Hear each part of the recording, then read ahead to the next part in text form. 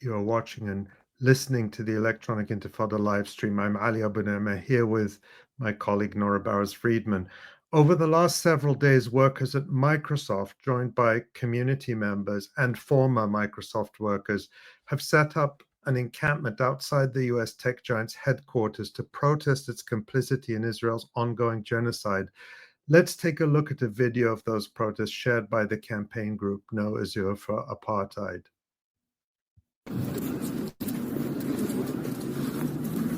Today, we answer Leslie's call to action. Our liberated zone is established out of desperation, urgency, and grief. We grieve alongside Palestinian mothers who have had to bury their starved children. Thousands of Ghazanis have been killed as a result of the current iterations of Israel's ongoing Nakba. Anas al-Sharif. This is my will and final message. Same point of egress will be straight ahead over the bridge.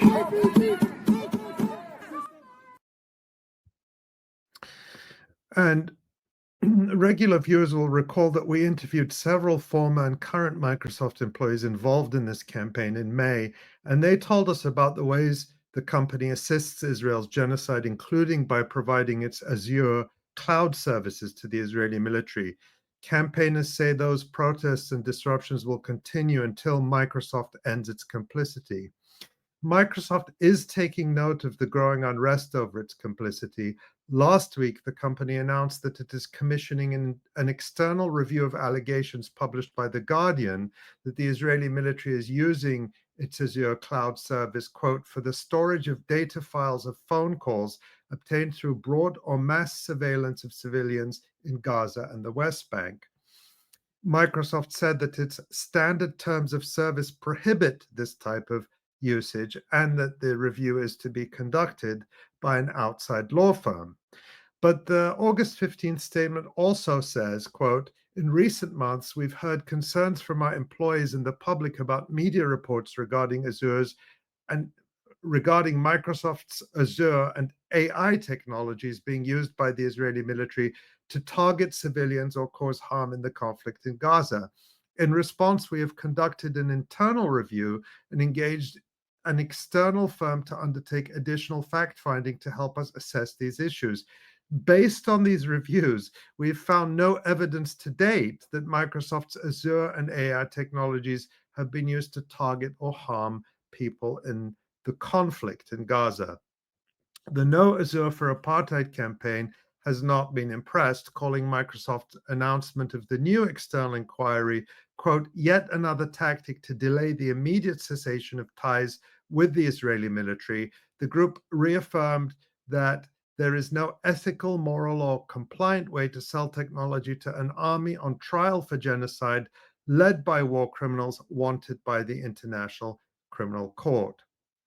Now, Microsoft is one of several US big tech firms deeply intertwined with Israel, and they include Google, Amazon, Dell, and Meta, among others. Our guest today is someone who follows the role of big tech in this genocide closely. He is Omar Zahzah, Assistant Professor of Arab, Muslim, Ethnicities, and Diaspora Studies at San Francisco State University.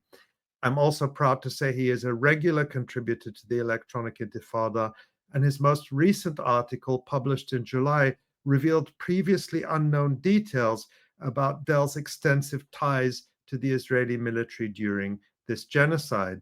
Omar is the author of Terms of Servitude, a groundbreaking book published by Seven Stories Press, documenting how digital platforms and tech companies based in the United States support Israeli settler-colonialism and genocide through active collaboration and censorship. It's available for pre-order now and will be released next month. Omar, welcome to the Electronic Intifada live stream and congratulations on the publication of Terms of Servitude. I read the whole book yesterday. I sat down and read it cover to cover. It's really an incredible book, and you deserve real congratulations on this achievement, especially trying to remain focused on writing a book amid this genocide, which, as you say in the book itself, was an extremely difficult task to do emotionally and practically. So really, it's an incredible achievement. Thank you so much, and it's such an honor to be here with you all. Mabruk, Omar. Thanks, Omar. Let's start by getting your reaction to the protest by Microsoft workers that we just saw and the company's announcement of an inquiry, and put this in the context of the resistance by workers in other big tech firms that you write about in Terms of Servitude.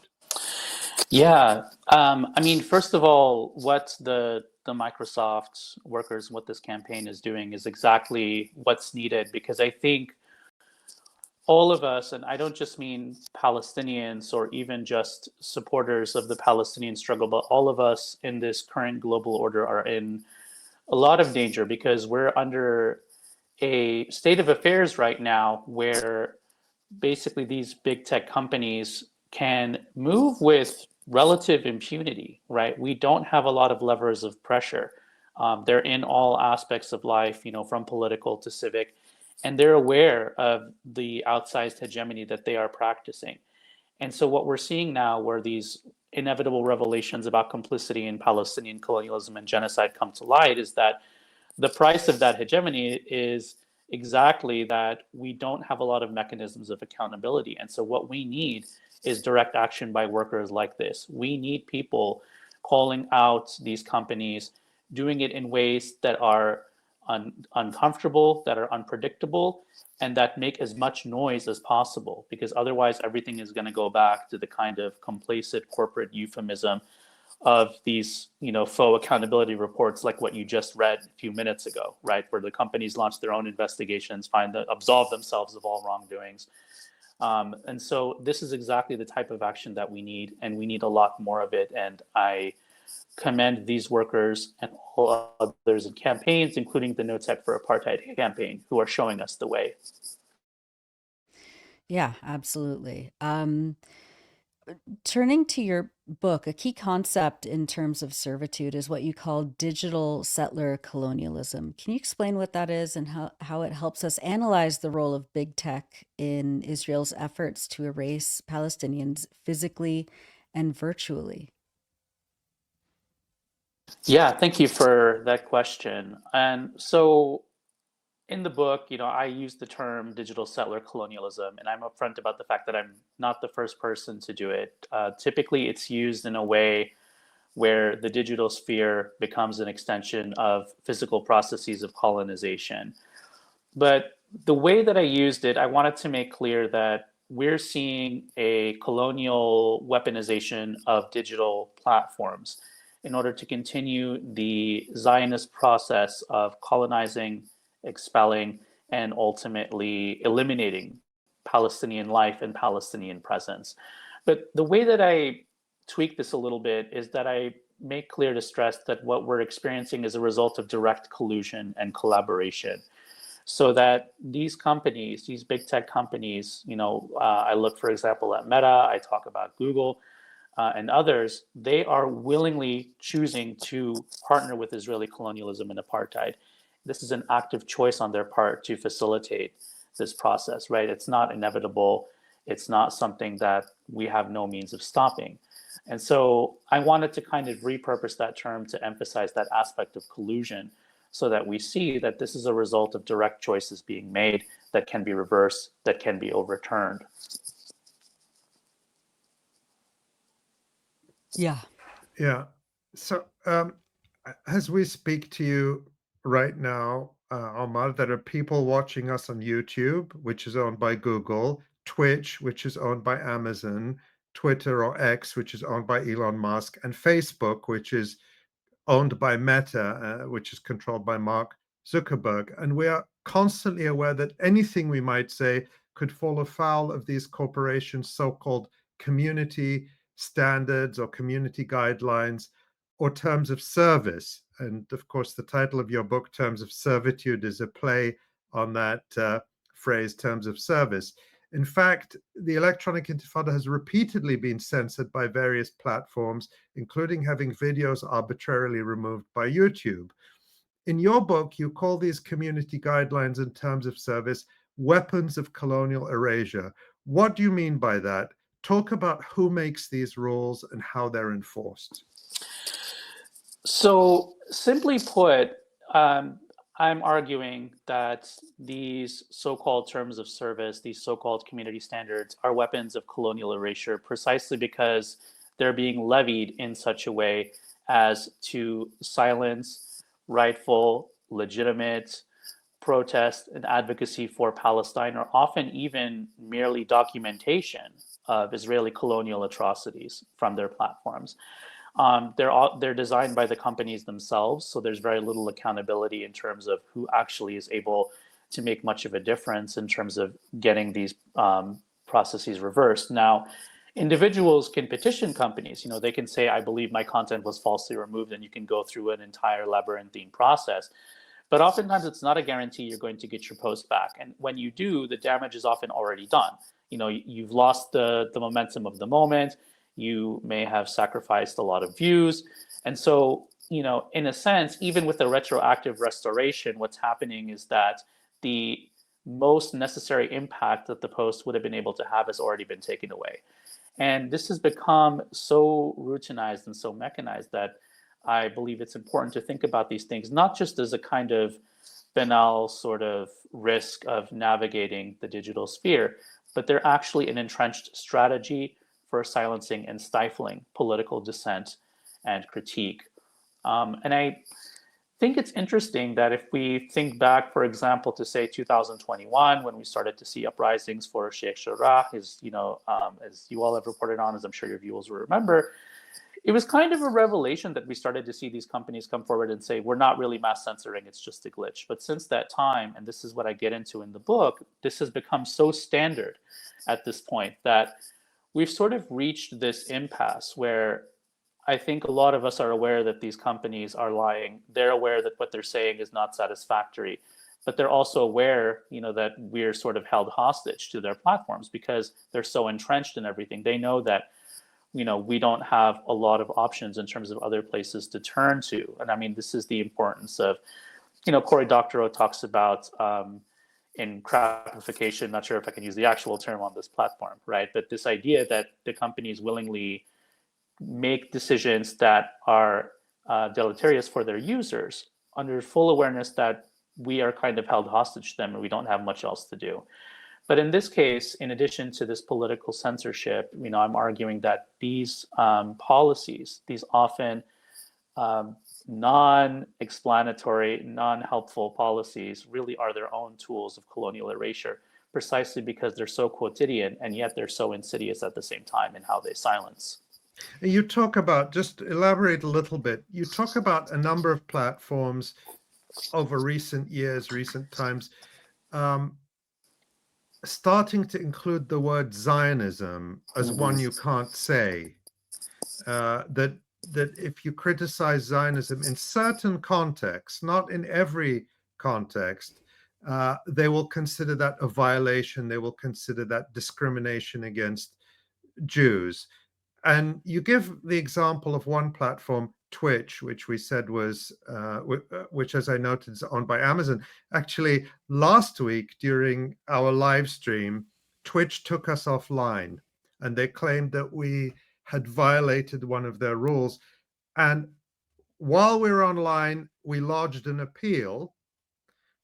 Very quickly, went online and lodged an appeal. And within minutes, we got a reply, or by the time the show ended, we got a reply telling us, oh, we're sorry, we made a mistake. We've put your channel back up. They actually took down our channel. But by that time, our live stream had been canceled, had been removed.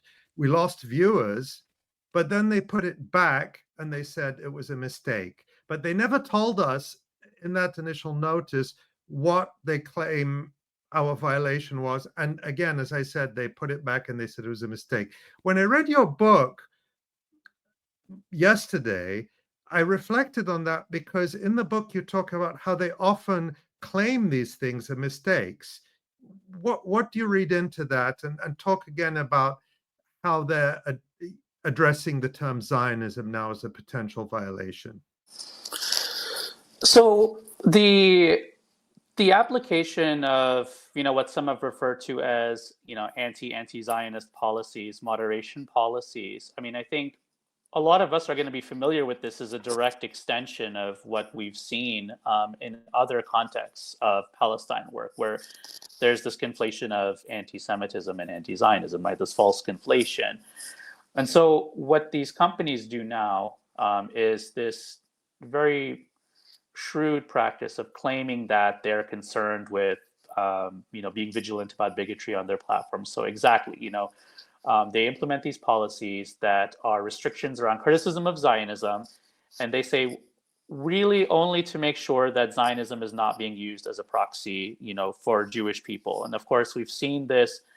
Actually, one of the companies I talk about in the book is Meta, but we've seen this multiple times from Meta, right? Where you had campaigns from organizations like Jewish Voice for Peace, the Facebook We Need to Talk campaign that I believe was in 2020, which was to prevent what is now Meta, right, from implementing a policy restricting criticism of Zionist and Zionism on its platforms. Well, since that time, now that has become a standard policy that was implemented, right? And again, of course, if you take the time to read them, there's these confusing, mealy-mouthed explanations about all of the different contexts under which they might censor use of the term Zionism, right?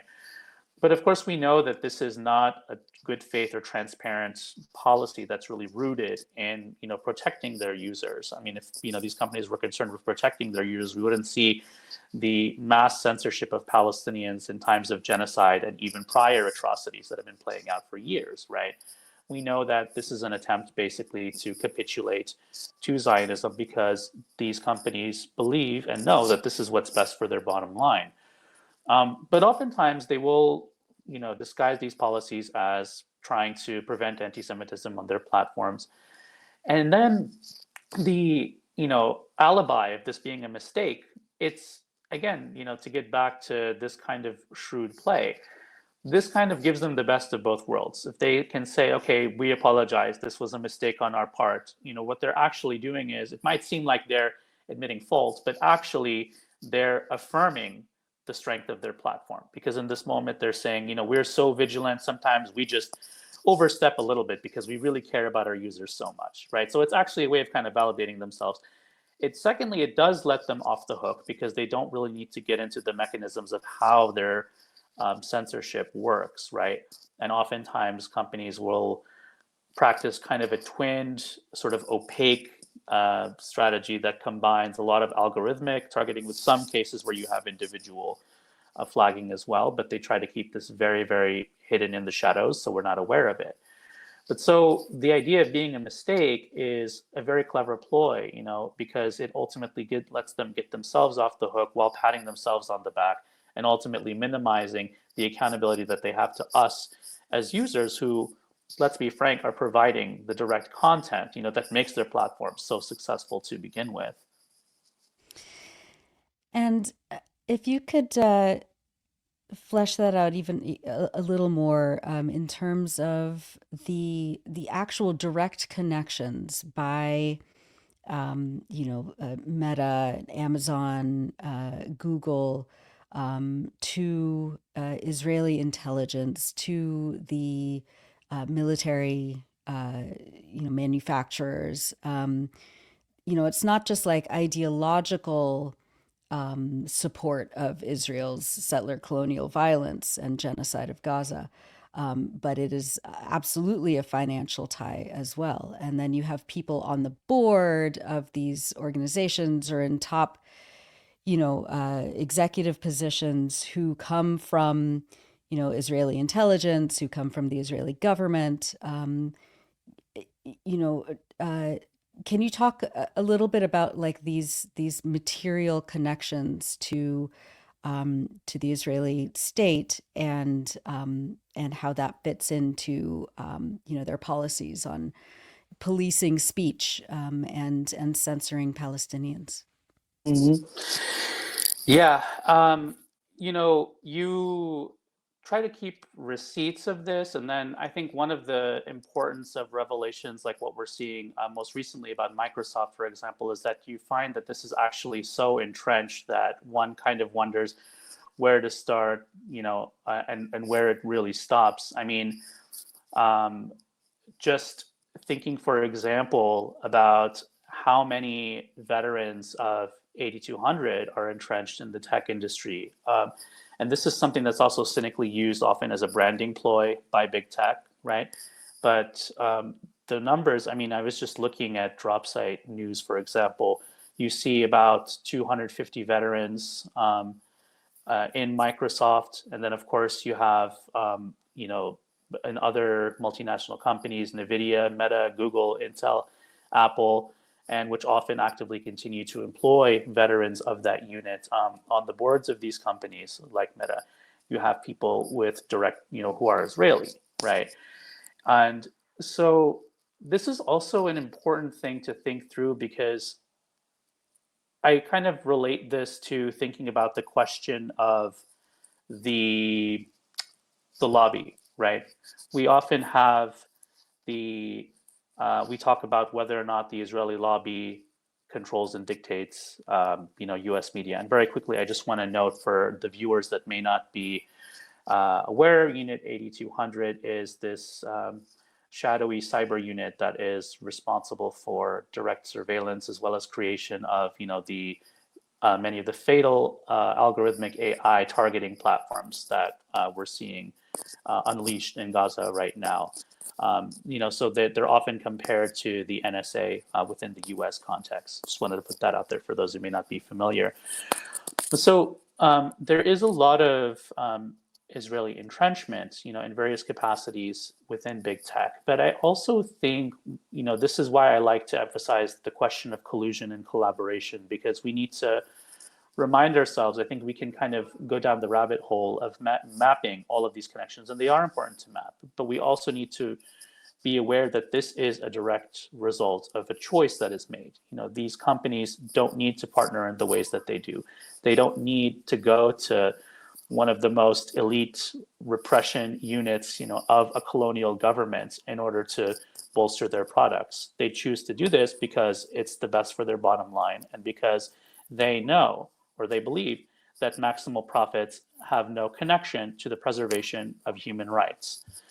And so I do think there's a lot of material connection, and this is directly tied to profit. This explains why the companies orient themselves often in the way that they do, where Zionism is taken for granted, whereas Palestinian humanity is controversial, is something that is terrifying to them. And they create this cultural interaction and experience that really internalizes that, so that, what started as the advantage to these platforms being the so-called exception to corporate media, they're recreating the internalized biases of corporate media and operationalizing that as practice.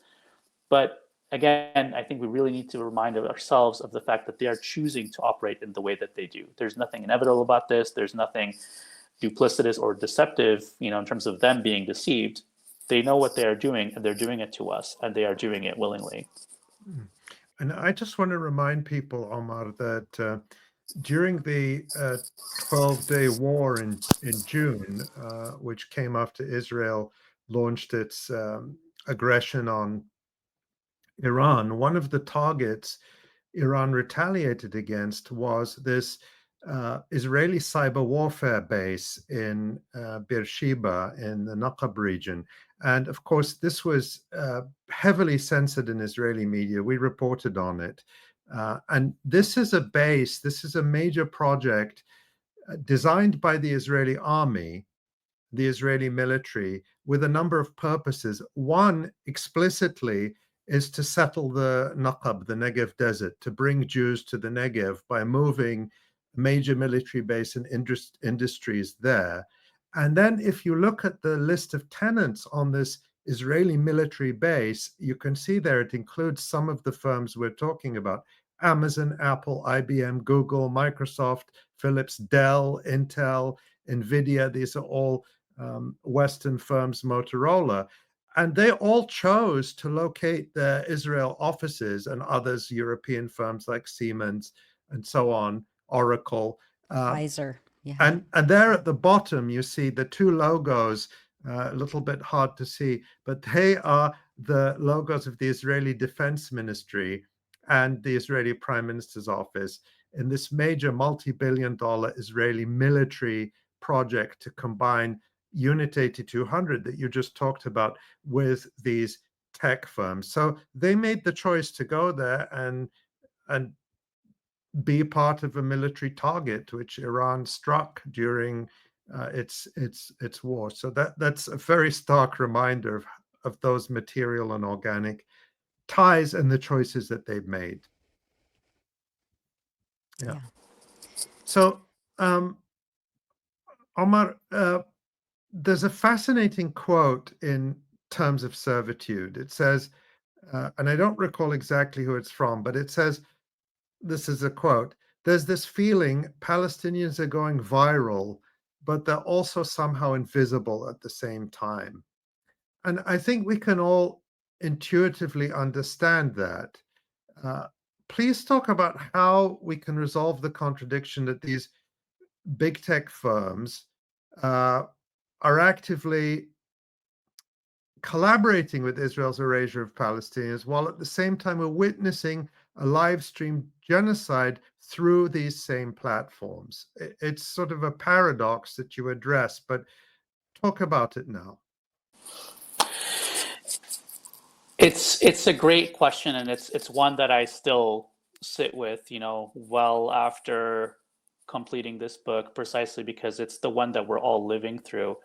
But one thing that definitely comes to mind is that we need to act on the difference that a raised consciousness is supposed to provide. And what I mean by that is there is a virality, there is an awareness. There's no undoing the awareness of what we're seeing right now is genocide, and only the latest genocide. There's no undoing the awareness of the fact that Palestinians are facing an horrendous and frankly inhuman level of oppression by a brutal and irredeemable colonial force. And so what needs to happen now is we need to continue acting out and disrupting in all of the ways that we can. At the very beginning, right after the latest genocide was unleashed, this apocalyptic hell was rained down on Palestinians. One of the things that, people would say at protests was there can be no business as usual under a genocide. I think a lot of us may have had some level of shock that not necessarily that things would continue on as usual, but that they would do so to the extent that they have. And I think part of it is for us to kind of not wake ourselves up, because I think we're awake, but to continue to wake others up and to continue to find points of pressure and agitate and continue to make that saying, that imperative that there can be no business as usual under a genocide a reality. And so continuing to do the next step from raising consciousness, whatever that looks like, whatever form it takes, I think that's the most important thing we can be doing in this moment.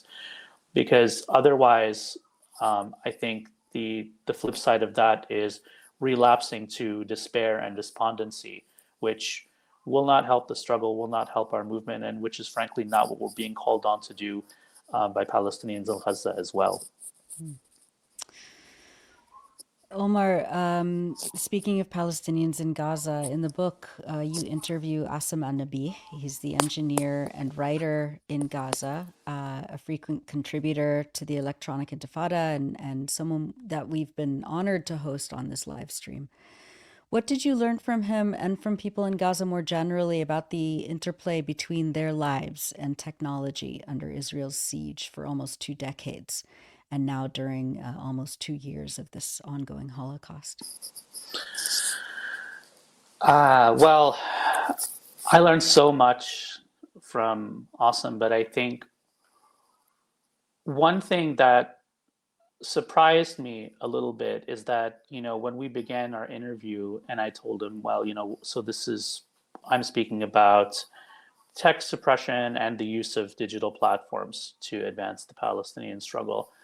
And at one point, he told me something to the effect of, we've won.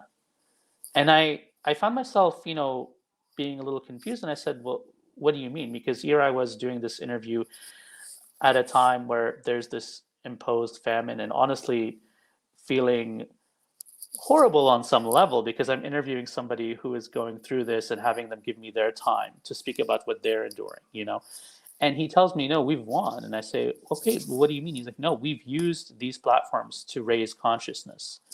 People know Palestine because of what we have done and what we in Gaza have done on many levels. You know, and then, you know, through talking to Asim, that was one of the most crucial interviews in really locking down the process by which Palestinians had very strategically taken to platforms like what we call it X now, but Twitter at the time, right?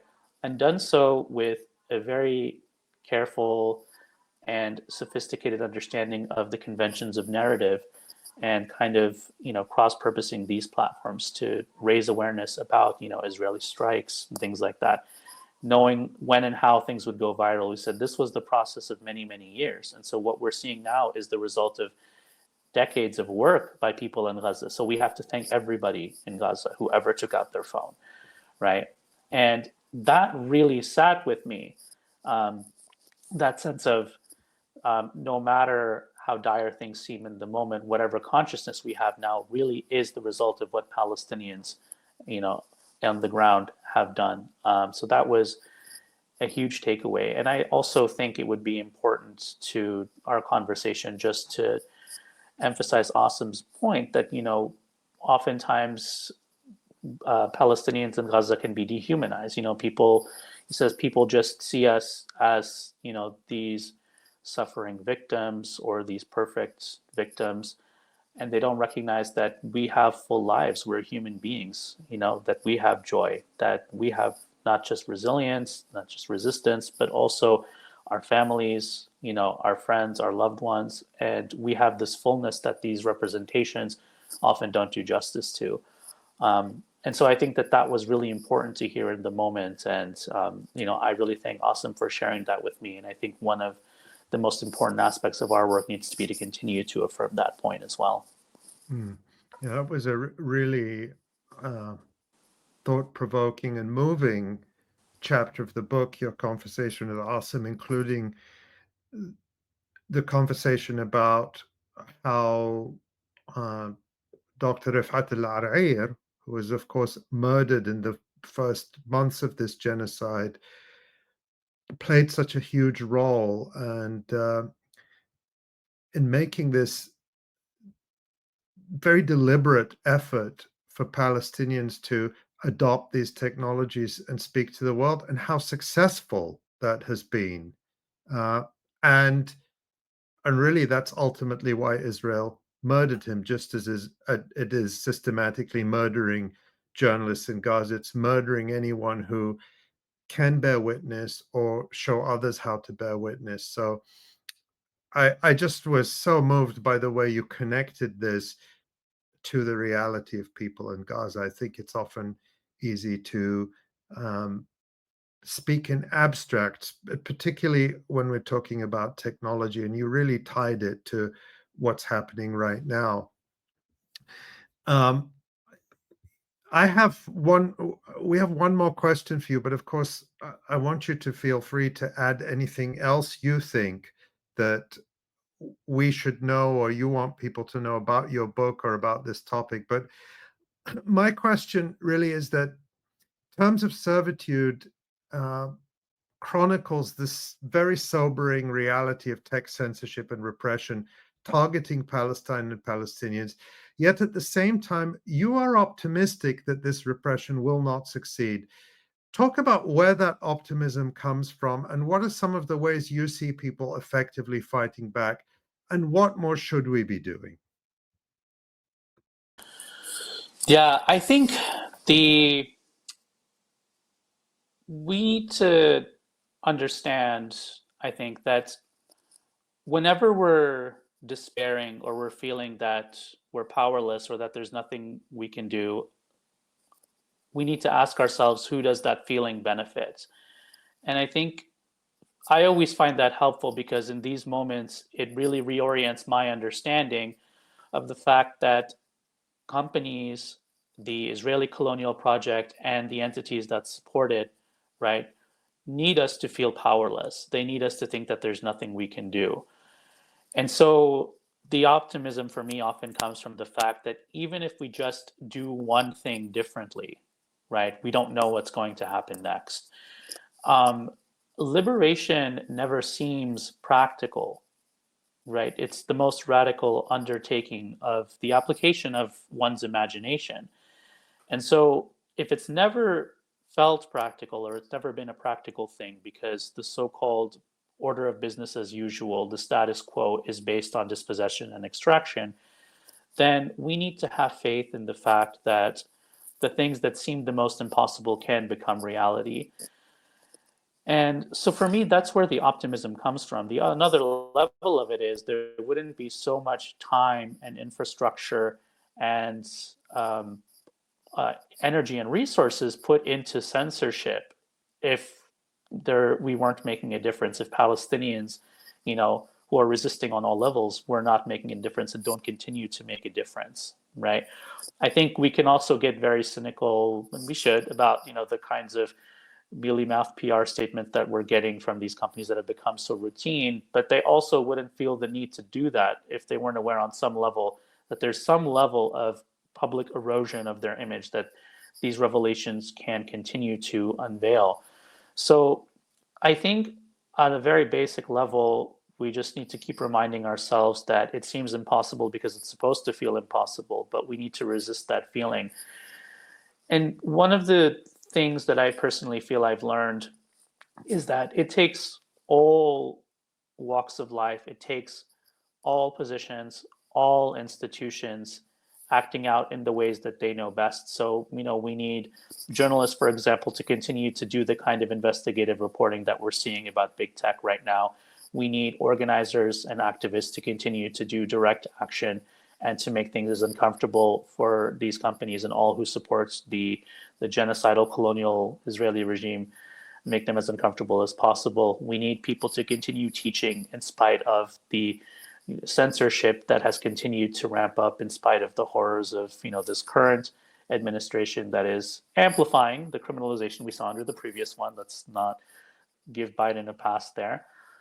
Just doing whatever we can wherever we are. And I think the more of us that do that, the clearer it will feel that this is the only thing that we can be doing. So that kind of possibility of a compounded resilience, that's really what keeps me going. And that's what gives me optimism. That really came through in the book. It's an incredibly well-researched book. It is also very personal as well as being very scholarly. So it was really a pleasure to read, even though we're talking about such horrifically difficult things. And so I really recommend it. And again, I congratulate you, Omar. You are, of course, an assistant professor at San Francisco State University. You are a regular contributor to the Electronic Intifada, and your articles, which you mention, and in fact, the book is based on, in part, on some of them, which is really an honor for us to be a platform for this work. Your book is called Terms of Servitude. It is available for pre-order now from Seven Stories Press. It comes out next month. And we are looking forward to publishing more of your work at the Electronic Intifada and to this conversation, to which your book is such an important contribution. And this struggle, we're looking forward to that continuing. Thank you so much, Omar, and we wish you continued success with all your work. Thank you so much, Ali and Nora. And Thank you. Always. Thank you. Compounding resilience. I think that's something that many of us listening to this will now kind of add to our lexicon of things we need to keep in mind. So thank you for all the work that you do. And Mabruk again on this book. I'm very lucky I got a real physical copy. So thank you. I don't have my physical copy yet, but I'm going to be ordering it. Yes. We're working to get them out as fast as possible. Good. Perfect timing. Thank you so much, Omar. Thank you both.